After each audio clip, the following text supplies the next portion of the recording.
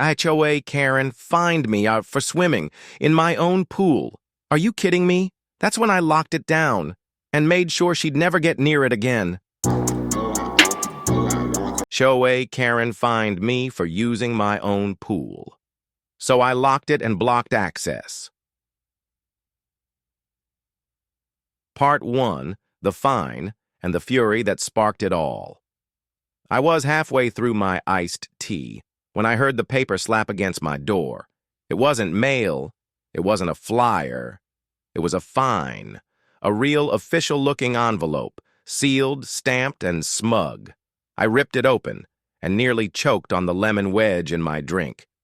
Violation, unauthorized pool usage. I blinked. Once, twice. Was this a joke? Nope. Tucked in the back was a photo. My pool, my towel, my floaty shaped like a pizza slice, and me, in full dad mode, sipping soda with a baseball cap and farmer's tan. I live here. I built that pool. I paid for every inch of chlorine and concrete. So why was I being fined for enjoying my own backyard? That's when I saw it. Stamped in red ink.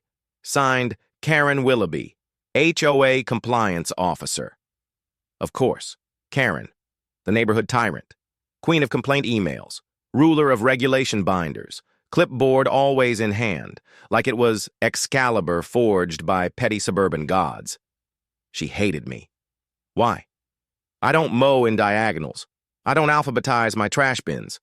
And once, just once, I said her gnome display was a bit much. She never forgot. But this was war.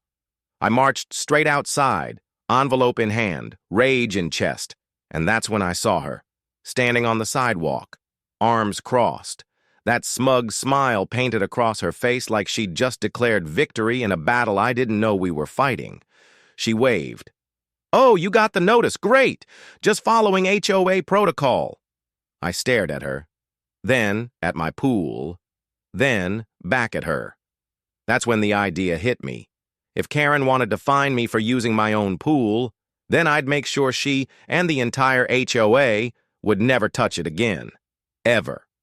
Part 2, the lock, the fence, and the look on her face. That night, I didn't sleep. Not because I was scared. No, I was furious.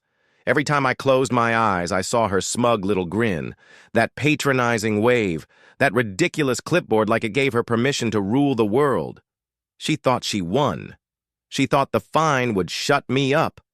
She had no idea what she just lit. By sunrise, I had a plan. I drove to the hardware store like a man on a mission.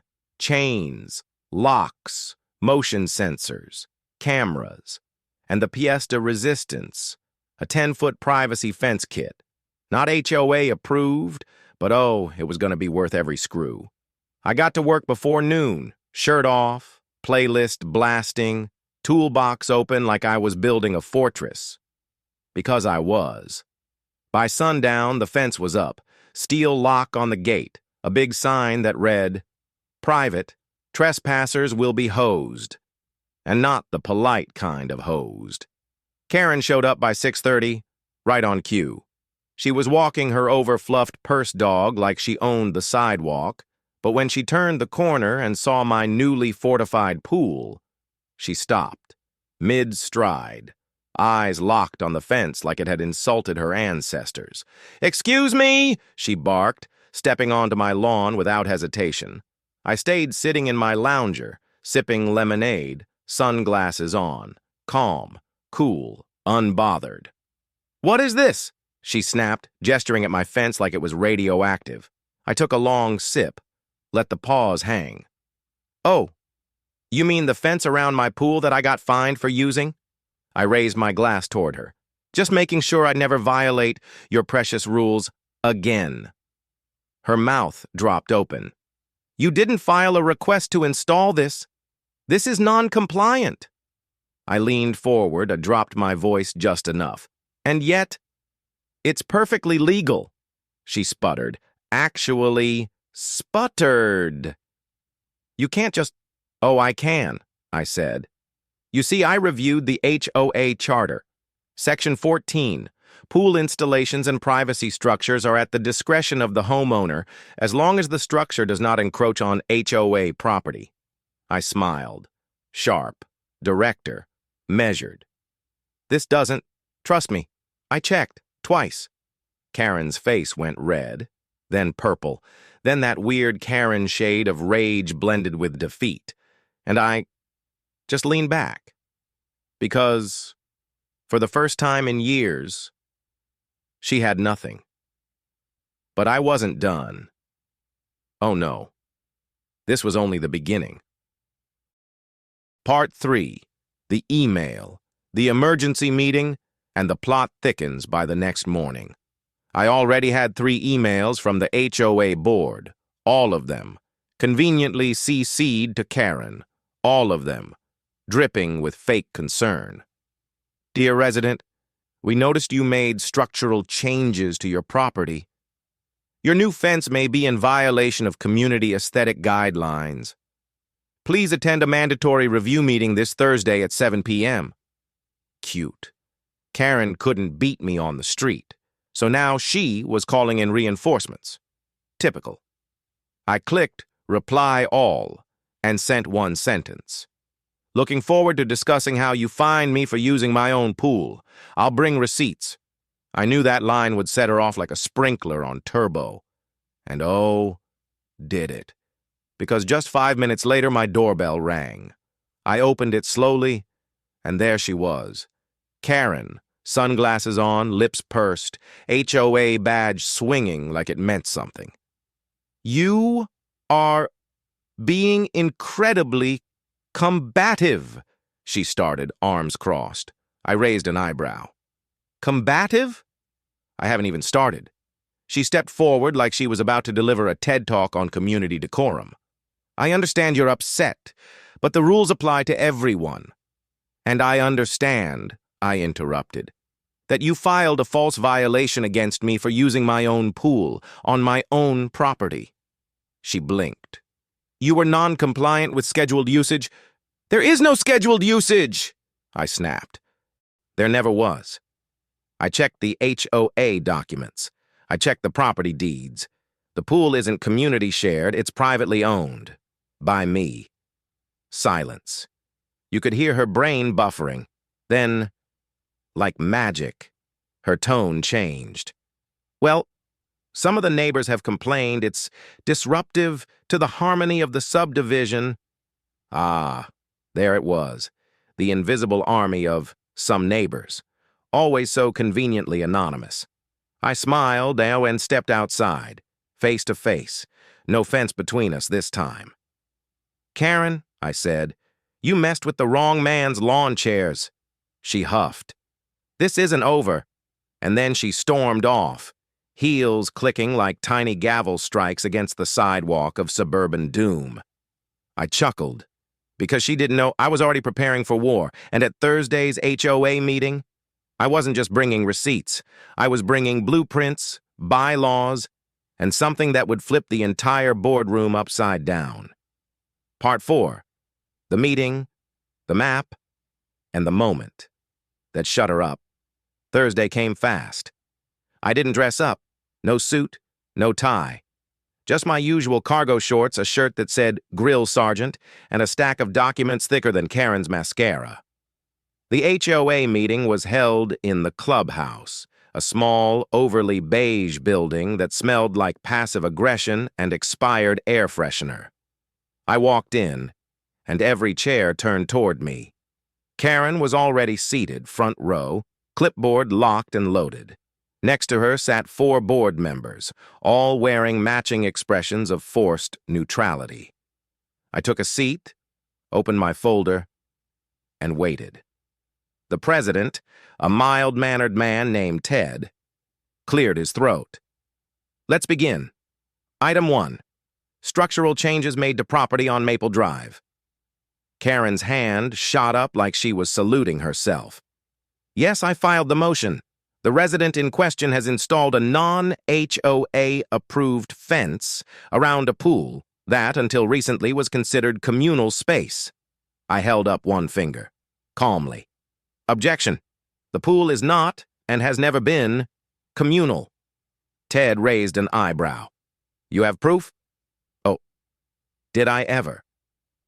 I pulled out the original property deed with my name, my signature, and a highlighted paragraph that read, Lot 17, including the attached structure, pool, is designated private property and not subject to communal regulation. Karen leaned forward like she'd just been tasered. That can't be right. Oh, but it is, I said, laying down the survey map. And here's the kicker. See this little strip of land behind my fence? They all leaned in. That's HOA owned, but only accessible through my gate, which means you've been trespassing to photograph my pool without permission. The room went silent. Ted looked pale. Karen? She was gripping her clipboard so tight I thought it might snap in half. I was told it was shared property, she muttered. By who? I asked. No answer.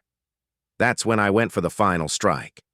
I'm requesting a formal retraction of the violation, removal of the fine, and a written apology from the compliance officer responsible.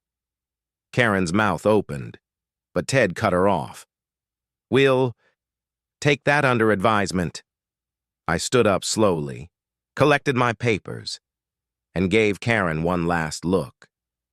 You really should have read the fine print. Then I walked out, while behind me, the boardroom erupted into whispers, and Karen's world started unraveling. But I wasn't finished. Oh no, because the fence was only the beginning. Part 5, the retaliation, the camera feed, and the sprinkler showdown.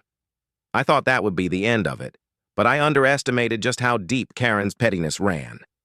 The next morning, I woke up to the sound of hissing. Not a snake, not a broken pipe. Sprinklers, going off in broad daylight, soaking my driveway. And only my driveway. I stepped outside, barefoot, and sure enough, my shoes squelched. The entire HOA irrigation line had somehow been rerouted. Front lawns around me, bone dry. My driveway, Lake Karen. I walked over to the main valve, locked, with a shiny new tag labeled HOA Maintenance Use Only. Cute. So that's how she wanted to play it? She couldn't find me. She couldn't enter my yard. Now she was trying to drown my welcome mat out of spite. But what she didn't know was that I'd already installed a new set of security cameras. 4 of them. 360-degree night vision. And yes, one pointed directly at the sprinkler box. I pulled up the feed from the night before, and there she was, Karen, wearing all black, like some HOA ninja, creeping across the lawn at 2 a.m., fumbling with the irrigation box like she was cracking a safe, twisting valves, redirecting flow, even giving the camera a smug little smirk before walking off. I smiled, because now I had everything I needed. The next day, I printed stills from the video and walked them down to the clubhouse. Ted was there. So were 2 other board members. I laid the photos on the counter like a detective dropping crime scene evidence. I believe this qualifies as vandalism and misuse of HOA infrastructure. Ted's eyes went wide. Wow. This is serious. Yup, I nodded. And unless I get written confirmation that my property and my right to use my pool is officially cleared, I'll be pressing charges. Oh, and calling the local news. That last part? It worked like magic. By sunset, the sprinklers were fixed, the fine was erased, and Karen got a formal warning from her own board. But even that wasn't enough, because she still hadn't learned the golden rule of suburban warfare.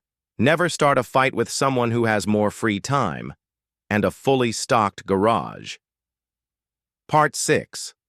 The wall, the warning system, and the HOA that finally snapped after the sprinkler stunt. I knew Karen wouldn't stop.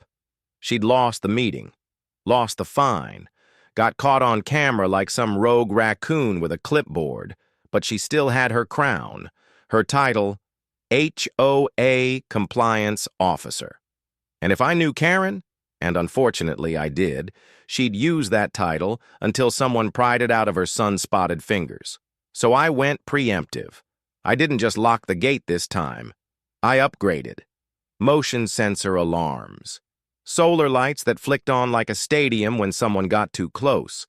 And best of all, a 12-foot inflatable wall, not just any wall, one printed with a massive Karen Free Zone graphic, complete with a cartoon version of her frowning, holding a clipboard and being ejected by ducks. Childish? Maybe, but also absolutely glorious. The kids in the neighborhood loved it.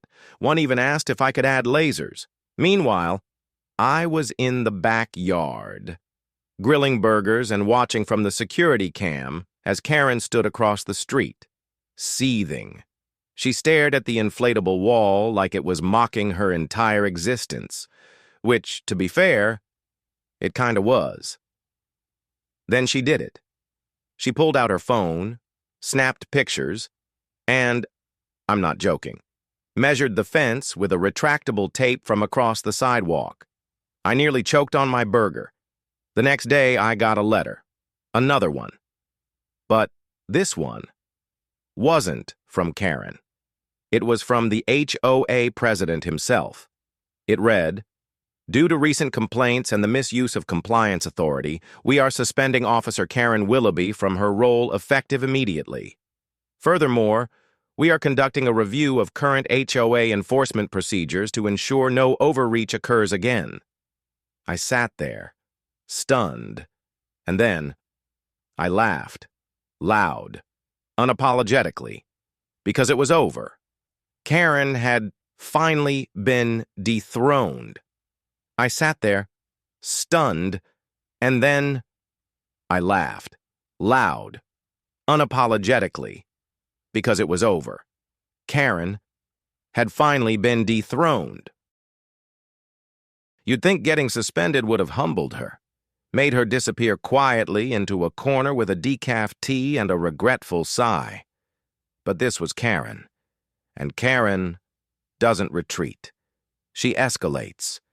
2 days after the suspension, a flyer showed up in every neighbor's mailbox. It read, "Concerned citizens of Ashford Pines, emergency meeting, HOA corruption, rule abuse, and unsafe water practices in our community pool." And guess whose name was on the bottom? Karen Willoughby. She was trying to stage a coup. She even used the phrase, "recall the board." I laughed so hard I nearly dropped my morning coffee. But then, I noticed something strange. People were talking. Some folks were confused, others worried. And a few, mostly her book club squad, were nodding like it made perfect sense. So I did what any rational man with a security archive, a printed HOA charter, and time to kill would do. I called the local news, not just any news. The one that eats up HOA horror stories like they're a buffet of suburban madness. I sent them a timeline, video clips, photos of the sprinkler sabotage, the fine reversal, even the inflatable Karen Free Zone, all labeled like evidence from a courtroom drama. By Thursday, a news van was parked on my street. Karen came outside in a power suit. I came out in cargo shorts and flip-flops. The reporter asked her to comment on her HOA role. She smiled, wide, then began her usual monologue. Community standards, shared values, protecting property aesthetics. That's when the reporter turned to me and said, "Is it true you were fined for using your own private pool?" And I handed her the deed. Right there, on camera, signed, dated, stamped with the words, "Private property, non-common area." The look on Karen's face? Like someone had unplugged her at 4K resolution. That night. The segment aired, and with it, the legend of Karen cracked wide open. The HOA board held a follow-up vote the next morning. They passed what is now unofficially known as the Karen Clause. It limits any single board member from initiating more than one violation report per month and requires independent verification for any fines. Guess who was banned from ever holding an HOA title again? Yup, Karen. Part 8. The Peace, the Party, and the final flip of the pool cover.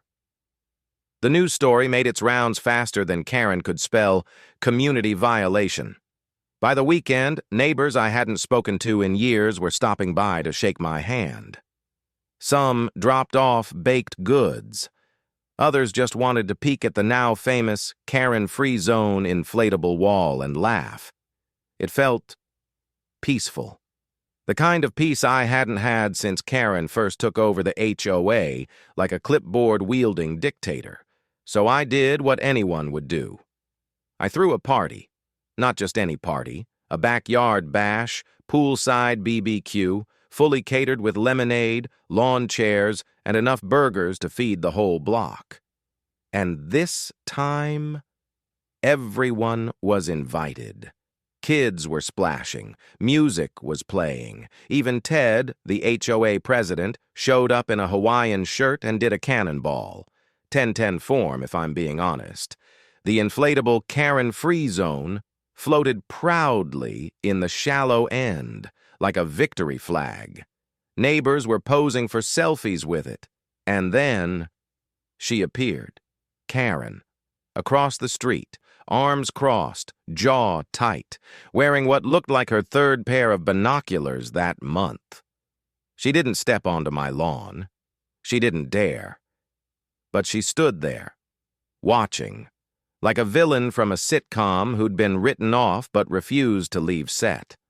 I raised my glass toward her, lifted the corner of the pool cover with one hand, and then, with all the dramatic flair of a man who's earned his petty stripes, pressed the button. The pool cover retracted, slowly, smoothly, revealing the words I'd spelled out with floating LED lights. Private. Property. Forever. The crowd roared with laughter. Karen? She turned and walked back inside her house, shoulders slumped, HOA badge retired, legacy fully revoked. And me? I took another sip of my lemonade, leaned back in my chair, and smiled. Because some people build fences to keep others out. But me? I built mine to remind them where the line really is. Part 9. Karen's Midnight Mission, and the Sprinkler Showdown. It happened at exactly 2:47 a.m. The security alert pinged my phone, motion detected near the pool gate. I blinked, rubbed my eyes, and stared at the live feed. And there she was, Karen, decked out in a black hoodie, clipboard strapped to her back like it was part of a tactical loadout. She crouched low, flashlight between her teeth, garden shears in hand. She was trying to cut through the sprinkler tubing. I couldn't believe it. She moved like she'd rehearsed this, snipping a zip tie here, unscrewing a valve there, her smug little smirk growing with every hiss of pressure release. And then it happened. She triggered the wrong zone. With a mechanical clunk, the back sprinklers roared to life. A high-pressure geyser shot straight up, right under her hoodie. She shrieked, something between a scream and a squeal, then slipped on the wet tile, dropping the shears and sliding into a patio chair like a soggy raccoon caught raiding trash. I watched it all on camera, jaw open, half laughing, half in disbelief. By the time she scrambled out of view, drenched and defeated, the motion sensors had already uploaded the footage to my cloud backup and sent a copy to the HOA board. That morning, I woke up to 3 texts. One from my neighbor. Was that Karen doing Mission Impossible in your yard? One from the HOA vice president. You weren't exaggerating. We're calling an emergency meeting. And one from an unknown number. This footage is gold. Can we license it? Channel 5 News. I just sat back, sipped my coffee, and smiled. Because nothing says checkmate like a sprinkler ambush and a viral clip titled Karen versus Water Pressure, the HOA Chronicles. Part 10, The Emergency Meeting and the Karen Clause. The HOA meeting was packed. For the first time in years, people who'd never shown up, retirees, teens, even the grumpy guy with 6 cats, were there early, popcorn in hand. The reason? Karen's sprinkler fiasco had gone viral. The video, now titled Operation Clip Fail Karen Gets Hosed, had hit over 1.2 million views overnight. Someone even remixed it to dubstep. Every time she slipped, wub, wub, wub, splash. But back to the meeting. Karen sat stiff in the front row, wrapped in a scarf that still smelled like wet mulch, glaring daggers at me across the room. I took my time, walked to the podium, placed a laminated map of my property on the table, along with a bound copy of the HOA charter and a photo of my sprinkler system labeled Defense Zone Alpha. Then I said, for the record, I was fined for using my pool, then trespassed on, then watched as your former president attempted to sabotage my property at 3 a.m. in a hoodie, with garden shears. Murmurs. Karen leapt up. That video is doctored. I was checking the irrigation. Laughter exploded across the room. The HOA vice president stood, straightened his tie, and said, we're voting on Article 14 to remove Karen from her position for abuse of authority and unauthorized late-night espionage. Votes were cast. 27 hands rose for yes. Only 1 no. Karen's. It was done. But the HOA didn't stop there. They added something new to the charter, a line that made the whole room cheer. No board member may fine, harass, or regulate a homeowner without cause, consensus, and consent. Violations may result in immediate removal. Unofficially, everyone started calling it the Karen Clause. And just like that, the clipboard empire crumbled. No more fines for flamingos, no more tape measures on mailbox height. The rain was over, and peace was chlorinated. Part 11. The Celebration and the Karen-Free Zone. The Saturday after Karen's fall from clipboard grace, I threw the most passive-aggressive pool party the neighborhood had ever seen. Invites went out with a single line, come celebrate chlorinated justice. And boy, did they come. Families rolled in with trays of cupcakes, hot dogs, and Jell-O shaped like tiny flamingos, a nod to the plastic ones Karen had once banned as visual pollution. My nephew DJ'd from the gazebo. The speakers blared, "Let it go." Then, "Bye, bye, bye." Then someone cued the sprinkler remix. Karen Gets Soaked, bass-boosted edition. It was glorious. The pool, decorated with floating signs that read, "Private property, HOA hell no," and one inflatable arch that said, "Welcome to the Karen-Free Zone," proudly sponsored by a legally compliant homeowner. Neighbors shared Karen's stories like war veterans. She once measured my grass with a ruler. She fined me for leaving a boot on the porch. She yelled at my toddler for sidewalk chalk.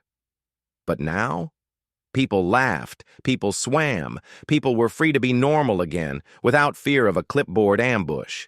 And me? I stood by the grill, apron on, beer in hand, watching it all unfold, until I noticed something. A figure across the street, behind half-closed blinds. Karen. She was watching, silent, no clipboard, no power, just watching. And for a second, I almost felt bad. Almost. But then my niece did a cannonball, soaking my private property banner in style, and the whole yard erupted in cheers. I turned away from the window and raised my tongs like a trophy.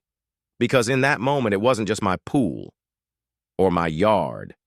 It was my win, and no HOA clause, no matter how crazy, was ever going to steal that back again. Part 12, The Exit, and the Legacy of a Pool Reclaimed. 6 weeks later, a new sign appeared on Karen's lawn. For sale, by owner. And just like that, the clipboard tyrant of Ashford Pines was packing up. No grand announcement, no farewell speeches, just a moving van, a few glances from behind sunglasses, and boxes labeled HOA Files Confidential. Neighbors peeked from windows. Some waved, some didn't. Me? I walked my trash bin to the curb and gave her a nod. Not smug, not mean, just a quiet nod, like two war generals calling it even. She paused, then nodded back, and that was it. The street felt lighter the moment her car turned the corner. In her place, a sweet couple moved in. Teachers. First thing they did? Installed a garden gnome riding a flamingo. Nobody said a word, except me.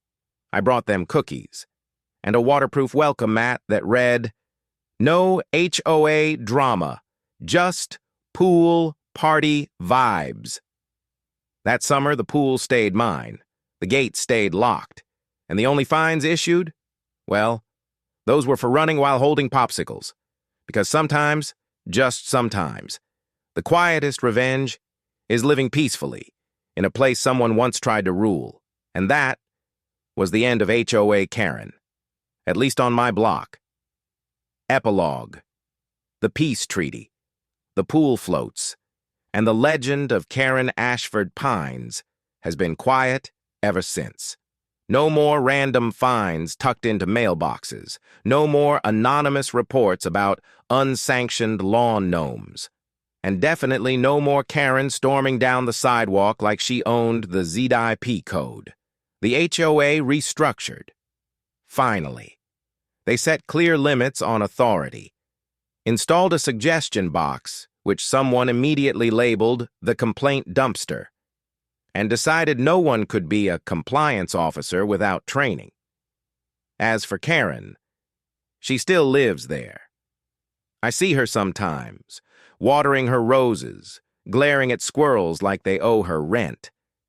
But she doesn't wave, she doesn't speak, and she definitely doesn't walk on my property anymore.